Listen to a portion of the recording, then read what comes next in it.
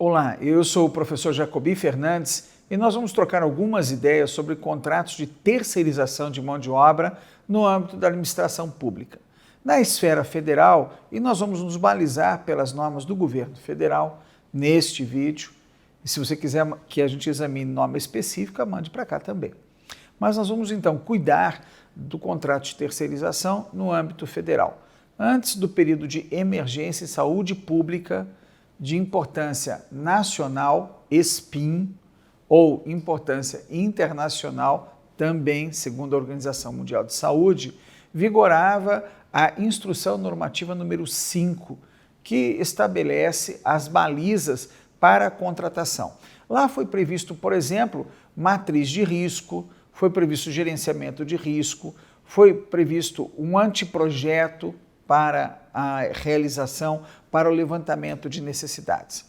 Agora, durante o período de coronavírus e de Covid, que nós preferimos chamar período de SPIN, período de emergência em saúde pública de importância nacional, é importante que a gente tenha em consideração algumas balizas.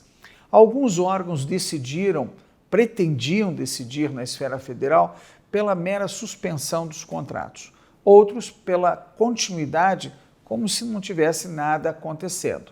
Existe o adequado equilíbrio entre as duas situações. Em primeiro lugar, é preciso que o gestor do contrato faça a separação das pessoas que estão em grupo de risco. Essas pessoas têm que ter um tratamento diferenciado e, em alguns casos, é recomendada a quarentena. O que é quarentena? É um período segundo o qual aqueles que têm suspeitas de infecção serão isolados. E também tem a figura do isolamento, é quando tem certeza que uma pessoa está contaminada. Essas duas figuras estão previstas na Lei 13.979 e o isolamento e a quarentena se destinam e são providências legais a partir da decisão médica. O que nós estamos verificando e o que está sendo orientado no governo federal é separar as pessoas que estão no grupo de risco.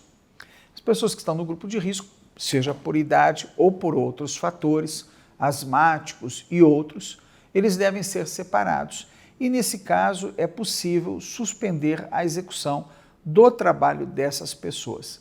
O que é importante nós considerarmos é que a administração pública tem que fazer parte do que Murilo Jacobi coloca, aquele grande colchão de amortecimento dos impactos perante a crise. E nós entendemos que nesse período não deve ser pago o vale transporte e não deve ser pago também o vale alimentação. Em absoluta coerência com o nosso entendimento, a Advocacia Geral da União expediu um parecer específico que orienta a aplicação de regras específicas da Lei 13.979, da medida provisória 927 aos contratos de terceirização. É o parecer número 00310/2020/conjur-MSC-MEC/CGU/AGU, que você vai encontrar na descrição desse vídeo.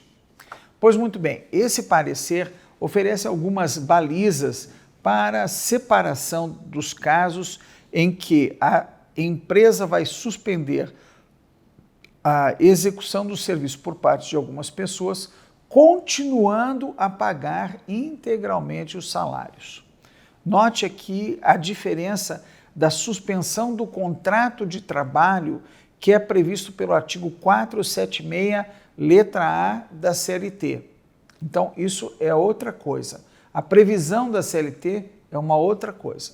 A CLT previu a suspensão do contrato de trabalho para a qualificação do trabalhador com o apoio com a interveniência dos sindicatos. A medida provisória 927 retira a anuência do sindicato e estabelece que o patrão poderá pagar alguma parcela.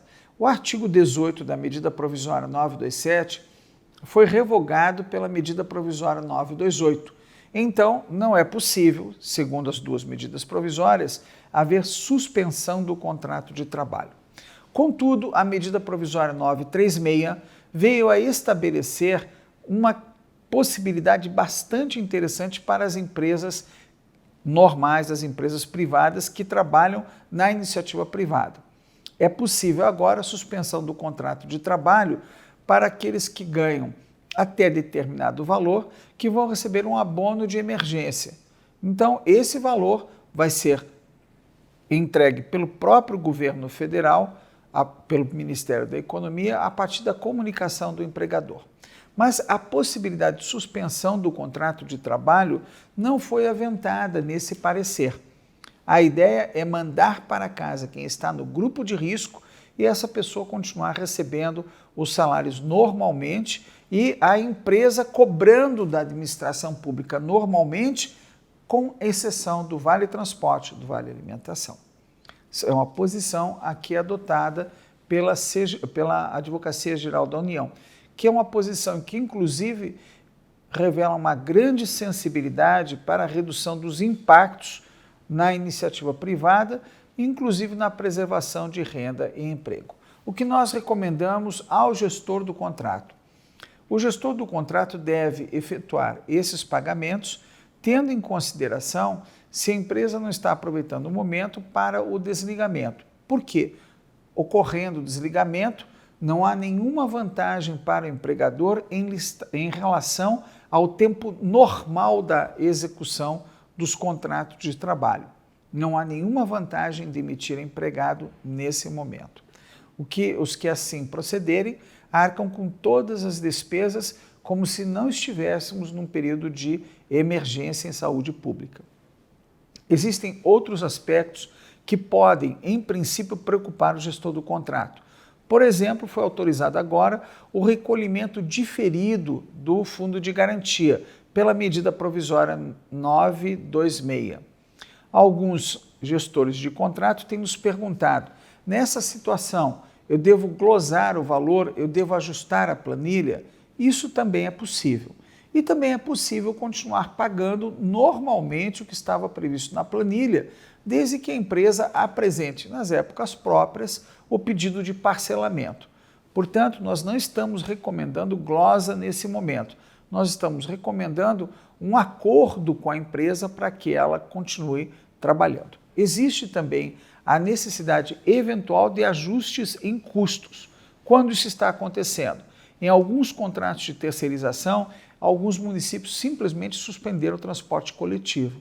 Então, o valor acrescido dessa parcela deve ser imediatamente reembolsado pela administração pública. Não é justo e não é razoável que, no momento de crise, nós venhamos a impor à empresa ônus extraordinário que ela não teria também em outros momentos. É necessário uma cooperação efetiva entre a administração pública e o particular, mas nada de fazermos aventura com dinheiro público.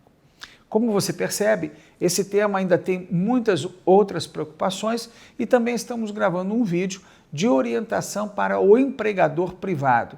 Acompanhe nas redes sociais o nosso trabalho, caminhe para cá as suas dúvidas e ajude a compartilhar o resumo do Diário Oficial da União que fazemos todos os dias para você.